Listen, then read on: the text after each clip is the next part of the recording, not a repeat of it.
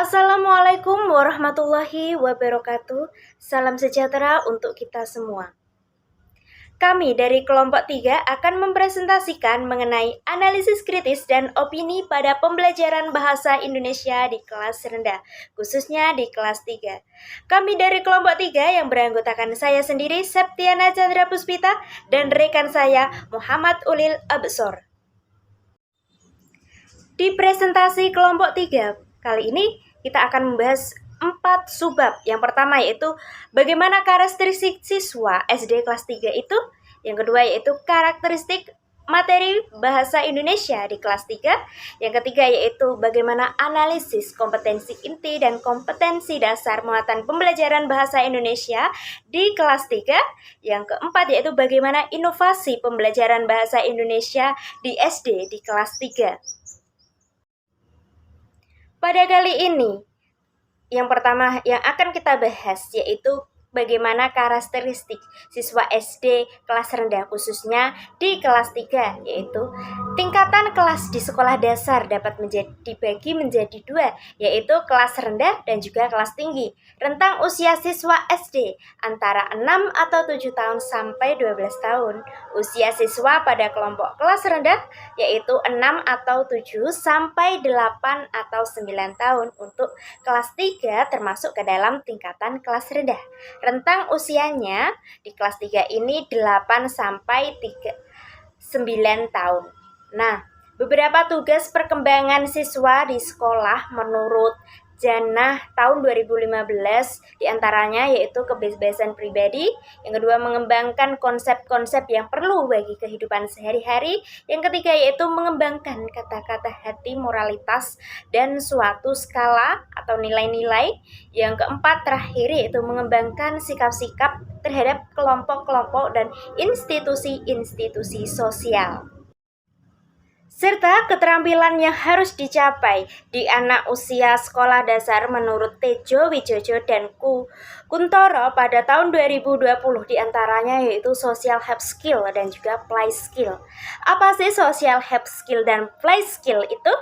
Social health skill berguna untuk membantu orang lain di rumah, di sekolah, dan di tempat-tempat bermain, seperti membersihkan halaman dan juga merapikan meja, kursi. Nah, keterampilan ini akan menambah perasaan harga diri dan juga menjadikan sebagai anak ini berguna, sehingga anak suka bekerja sama. Yang kedua yaitu play skill. Apa sih play skill itu? Play skill ini terkait dengan kemampuan motorik seperti melempar, menangkap, berlari, keseimbangan agar anak ini terampil dapat membuat penyesuaian yang lebih baik di sekolah dan juga di masyarakatnya. Berdasarkan teori Piaget, menurut IPDA tahun 2015 adalah teori kognitif. Peserta didik harus dibimbing agar aktif menemukan sesuatu yang dipelajarinya. Dalam menyajikan materi harus menarik minat dan juga bakat peserta didik sehingga mereka senang dalam terlibat sebuah proses pembelajaran itu.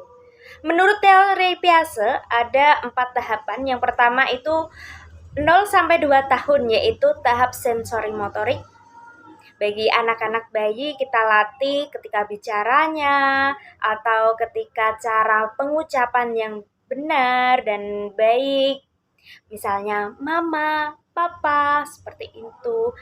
Untuk anak 2 sampai 7 tahun adalah tahap praoperasional. Ciri perkembangannya menggunakan simbol atau bahasa, tanda dan juga konsep intuitif. Artinya ketika anak ini usianya kisaran TK, ketika kita membelajarkan dengan menggunakan simbol, misalnya persegi, kita lambangkan tempe, tahu, seperti itu. Pada anak usia 8 sampai 11 tahun atau lebih, ini berada di tahap operasional konkret. Ketika di pembelajaran kita harus mengenalkan anak ini dengan benda-benda yang nyata, menghubungkan lingkungan sebagai alat pembelajarannya. Misalnya ketika ada pelajaran-pelajaran yang berkaitan, itu kita hubungkan dengan lingkungan, kita contohkan secara nyatanya. Selanjutnya, pada umur 11 tahun atau lebih ini berada tahap operasional formal. Jadi perkembangannya sudah abstrak, murni, simbolis, deduktif, induktif, dan logis. Ini terjadi ketika anak sudah menginjak SMP dan juga SMA. Memberikan materi pembelajaran, guru diharapkan lebih menarik, menitik beratkan pada alat peraga atau media yang lebih bersifat konkret atau logis atau nyata. Nah, keterlibatan dan penerimaan dalam kehidupan kelompok bagi anak usia sekolah dasar merupakan minat dan perhatiannya pada kompetensi-kompetensi sosial yang positif dan produktif yang akan berkembang pada usia ini. Hasil pergaulan dengan kelompok teman sebayanya, anak akan cenderung meniru kelompok teman sebayanya, baik dalam hal penampilan maupun bahasa. Selama masa perkembangannya, pada anak tumbuh berbagai sarana yang dapat menggambarkan dan mengolah pengalaman dalam dunia di sekeliling mereka. Selanjutnya saya akan menjelaskan mengenai karakteristik pembelajaran kelas 3. Undang-Undang Nomor 20 Tahun 2003 Pasal 1/20 menjelaskan pengertian pembelajaran sebagai suatu proses interaksi peserta didik dengan pendidik dan sumber belajar pada suatu lingkungan belajar. Menurut Jihad, pembelajaran merupakan suatu proses yang terdiri dari kombinasi dua aspek, yaitu belajar tertuju pada apa yang harus dilakukan oleh siswa, mengajar berorientasi pada apa yang harus dilakukan oleh guru sebagai pemberi pelajaran. Pembelajaran bahasa Indonesia menurut Hadini 2017 pada satuan pendidikan di SD dibagi ke dalam dua kelompok utama, yakni peringkat pemula kelas 1-3 dan peringkat lanjutan kelas 4-6. Penerapan pembelajaran bahasa untuk kedua kelompok tersebut berbeda karena sasaran dan tujuan pengajarannya pun berbeda. Bagi peringkat pemula, penguasaan keterampilan membaca, menulis permulaan dan menyimak, berbicara tingkat sederhana bertujuan untuk mengarahkan pada pelatihan penggunaan keterampilan berbahasa yang lebih kompleks dan mendekati kenyataan. Ada 4 aspek di dalam pembelajaran bahasa Indonesia di SD. Yang pertama, keterampilan menyimak, keterampilan berbicara, keterampilan membaca, dan keterampilan menulis.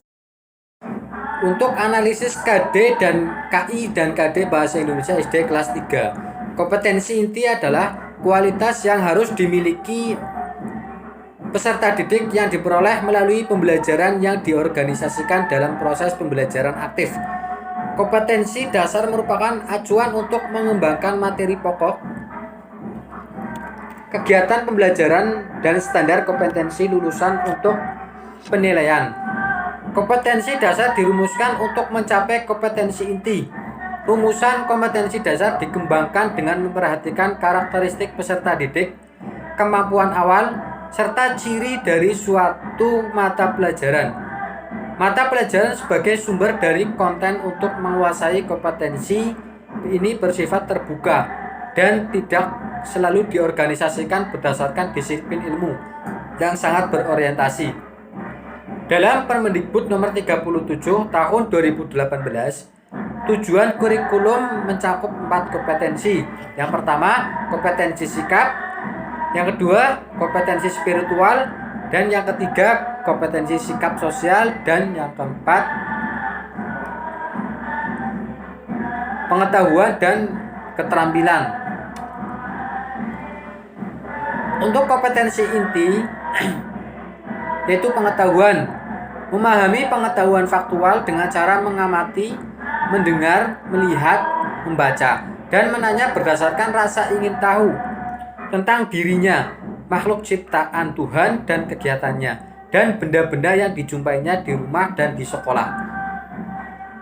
Untuk kompetensi inti 4, keterampilan, menyajikan pengetahuan faktual dalam bahasa yang jelas, sistematis, dan logis, dalam karya yang estetis, dan dalam gerakan yang mencerminkan anak sehat, dan dalam tindakan yang mencerminkan perilaku anak beriman dan berakhlak mulia. Untuk kompetensi dasar kognitif 3.1 yaitu menggali informasi tentang konsep perubahan wujud benda dalam kehidupan sehari-hari yang disajikan dalam bentuk lisan, tulisan, visual, dan eksplorasi lingkungan. Selanjutnya 3.2 menggali informasi tentang sumber dan bentuk energi yang disajikan dalam bentuk lisan, tulis, visual, dan eksplorasi lingkungan.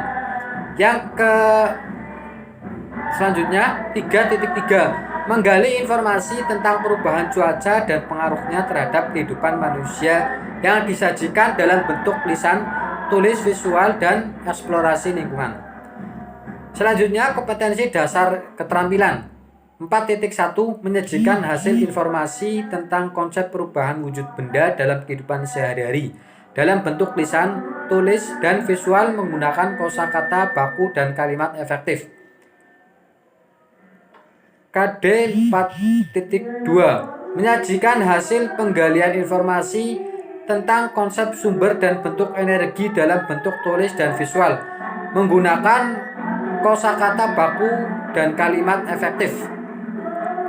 Untuk KD 4.3 menyajikan hasil penggalian informasi tentang konsep perubahan cuaca dan pengaruhnya terhadap kehidupan manusia dalam bentuk tulis menggunakan kosakata, baku, dan kalimat efektif.